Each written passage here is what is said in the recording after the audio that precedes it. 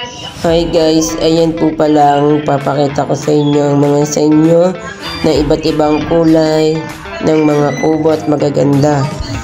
Ayan po, unang number 1, magagandang tanang na kubo. Pangalawang kubo. Pangatlong kubo. Iba't ibang kulay ang nakikita nyo sa pangatlong kubo.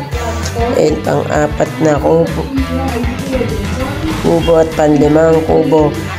Ito po yung barangay Puypuy na kubo at magagandang tanawin sa loob nakikita. Pati dila, ayan po pampito. Ito po yung pang-8 sa barangay Maytin. Ito po yung pang-9 sa Kalo. Ito din po siya panten sa Agustin.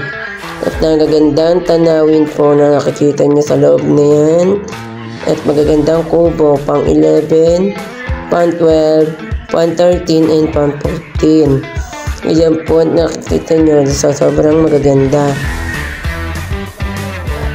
At pwede nyo pong picturean, ganyan, magagandang tanawin.